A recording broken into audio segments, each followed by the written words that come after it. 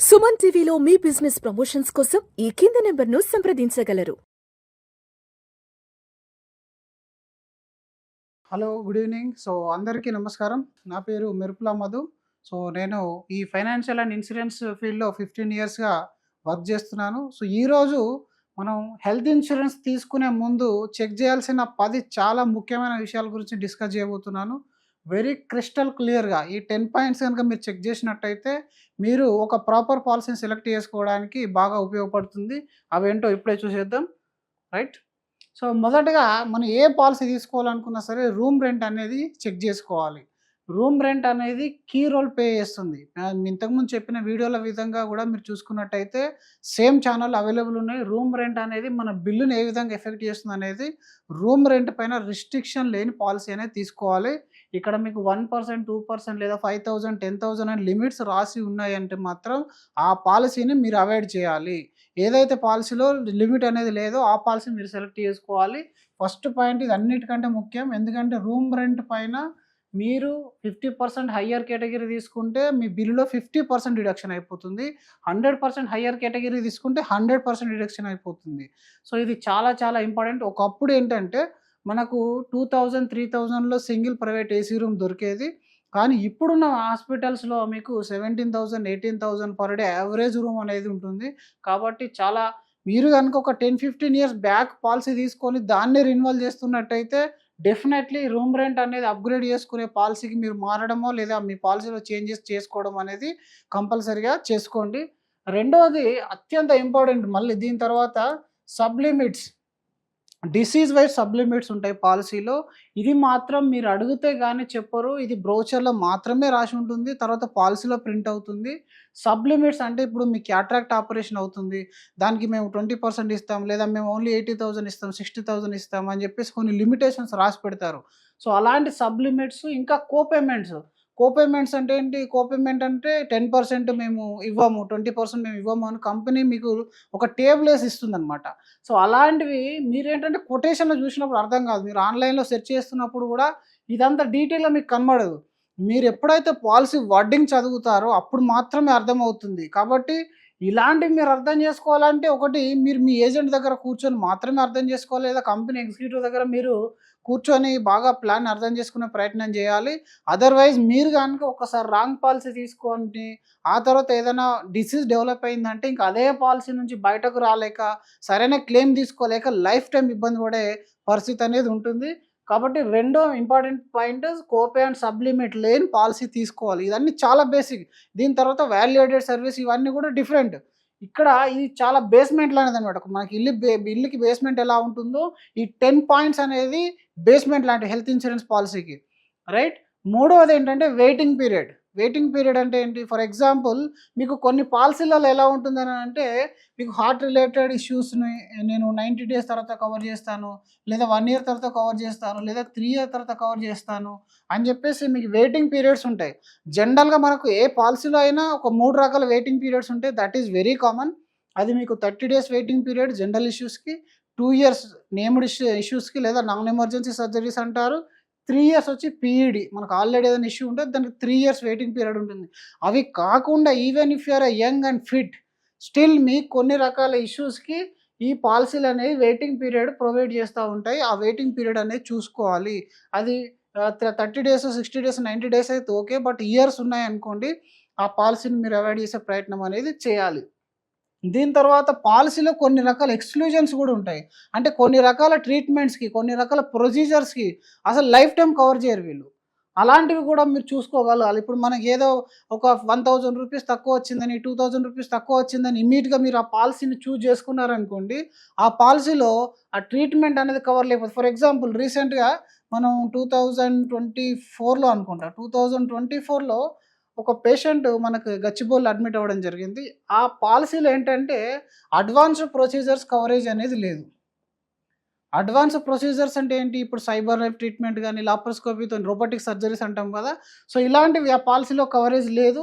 ఆయన బిల్ అనేది అక్కడ 1.8 lakh రూపీస్ అనేది బిల్లు కావడం జరిగింది. అందులో రోబోటిక్ సర్జరీస్ ఏదైతే కాస్ట్ ఉందో 1 lakh రూపీస్ అది డిడక్ట్ చేశారు. దానికి కారణం ఏంటి? అడ్వాన్స్డ్ ట్రీట్మెంట్స్ అనేది ఎక్స్క్లూజన్లో ఉన్నాయి అందులో. అలాంటివి కూడా మీకు పైన చూస్తే కనబడవు. కాబట్టి దాన్ని మనం డీటెయిల్‌గా అర్థం చేసుకోవాల్సిన అవసరం అనేది ఉంటుంది. ఇంకా ఫిఫ్త్ బెనిఫిట్ వచ్చి మనకి hospital list. Nearest cashless hospital list ఏదైతే ఉంటుందో అది ముందుగా చెక్ చేసుకోవాలి. మినిమమ్‌లో మినిమమ్ మనకు మొత్తం ఇండియా వైస్‌గా కనీసం ఒక 12,000 ప్లస్ హాస్పిటల్స్ ఉన్న నెట్‌వర్క్ ఉన్న కంపెనీని గనుక మీరు చూజ్ చేసుకున్నట్టయితే మెజారిటీ ఆఫ్ ఆల్ హాస్పిటల్స్ అన్నీ కవర్ అయిపోతాయి. ఇంతకన్నా తక్కువ ఉంటే మీరు దానికన్నా బెటర్ ప్లాన్‌లో గాని బెటర్ కంపెనీలకి వెళ్ళే ప్రయత్నం అనేది చేయాలి. సో, దీని తర్వాత సిక్స్త్ పాయింట్ చూసుకున్నట్టయితే క్లెయిమ్ రేషియో. ఇక్కడ క్లెయిమ్ రేషియో అనేది చాలా క్రిటికల్ అవుతది హెల్త్ ఇన్స్యూరెన్స్‌లో. ఆల్‌దో అన్ని కంపెనీస్ మోర్ దెన్ 85% ఉన్నప్పటికిని కొన్ని కంపెనీస్ కంటిన్యూయస్‌గా క్లెయిమ్స్ అన్ని రిజెక్షన్ చేయడం, డిలే చేయడం జరుగుతుంది. దానివల్ల వాళ్ళ యొక్క క్లెయిమ్ రేషియో అంటే ఒక 100 క్లెయిమ్స్ వస్తే వాళ్ళు ఎన్ని క్లెయిమ్స్ సెటిల్ చేస్తున్నారో దాన్ని డిసైడ్ చేసేది క్లెయిమ్ సెటిల్‌మెంట్ రేషియో. అలాగే మీకు ఈ రోజుల్లో కంప్లెయింట్ రేషియో కూడా వస్తుంది. కంప్లెయింట్ రేషియోని కూడా మనం కనుగొనవచ్చు. సో, అక్కడ కంప్లెయింట్ రేషియో తక్కువ ఉండాలి. క్లెయిమ్ రేషియో అనేది ఎక్కువ ఉండాలి. అంటే క్లెయిమ్ సెటిల్‌మెంట్ రేషియో ఇది కూడా క్లెయిమ్ అంటే ఉట్టిగా అనుకోవద్దు. క్లెయిమ్ సెటిల్‌మెంట్ రేషియో గనుక ఎక్కువ ఉన్నట్టయితే ఆ కంపెనీ లేదా ఆ ప్రొడక్ట్‌ని మంచి ప్రొడక్ట్‌గా మనం తెలుసుకోవచ్చు. ఆ తర్వాత మనకు అడ్వాన్స్‌డ్ కవరేజెస్ మీకు ఇందాక నేను చెప్పాను. ఏదైతే లేటెస్ట్ ట్రీట్మెంట్ ఉందో ఇప్పుడు ఒకప్పటిలాగా మనకు సీజర్స్ అవన్నీ పట్టి సర్జరీలు చేయడం అనేది లేదు. అంతా కూడా అడ్వాన్స్ ప్రొసీజర్‌లో ఉంది. సో, అడ్వాన్స్ ప్రొసీజర్స్ అనేవి చాలా వరకు ప్లాన్‌లలో అప్‌గ్రేడ్ కాలేదు. అంటే చాలా వరకు ఇన్సూరెన్స్ కంపెనీస్ బ్లైండ్‌గా ఓల్డ్ కవరేజెస్‌ని అమ్మేస్తున్నాయి. ఇన్సూరెన్స్‌లో ఎప్పుడైతే క్లెయిమ్ వచ్చాయో అప్పుడు మాత్రం అడ్వాన్స్ కవరేజెస్ కాదు అని కవరేజ్ లేదు అని చెప్పి తప్పించుకునే ప్రయత్నం అనేది చేస్తున్నాయి. కాబట్టి అడ్వాన్స్ ప్రొసీజర్స్ కవరేజ్ ఉన్నాయా లేవా? ఉంటే ఏమేం కవరేజ్ ఉన్నాయి? ఎలాంటి కవర్ కాదు అనే విషయాన్ని కూడా మీరు డీటెయిల్‌గా చెక్ చేసిన తర్వాతనే డిసిజన్ అనేది తీసుకోవాలి. దీని తర్వాత జోనల్ కోపేమెంట్. ఇది కూడా చాలా ఇంపార్టెంట్. మెజారిటీ ఆఫ్ పాలిసీస్‌లో ఇప్పుడు ఈ జోనల్ కోపేమెంట్ తీసేశారు. కానీ కొన్ని పాలిసీస్‌లో ఇప్పటికీ జోనల్ కోపేమెంట్ అనేది ఉంది. ఫర్ ఎగ్జాంపుల్ మీరు గనక డిస్ట్రిక్ట్స్‌లో ఉన్నారనుకోండి. సో, డిస్ట్రిక్ట్స్‌లో ఉన్నారు.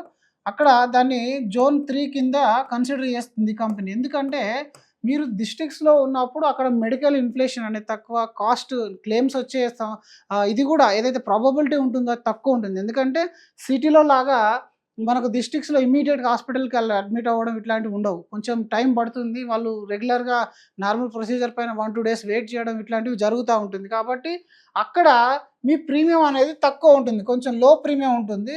కానీ మీరు ఇదే పాలిసీని హైదరాబాద్‌లో గనుక క్లెయిమ్ చేసినట్టయితే, అదే ముంబైలో క్లెయిమ్ చేసినట్టయితే మీ బిల్లులో 10-15% వరకు డిడక్ట్ చేస్తారు. ఎందుకంటే మీరు జోన్ 3లో తీసుకున్నారు. జోన్ 1లో ట్రీట్మెంట్ తీసుకున్నందుకు. ఇక్కడ మనము పాన్ ఇండియా లెవెల్‌లో ఏ హాస్పిటల్‌లో తీసుకున్నా ఎలాంటి డిడక్షన్ లేకుండా చూసుకొని ఆ పాలిసీని మాత్రమే తీసుకునే ప్రయత్నం అనేది చేయాలి. దీని తర్వాత బోనస్.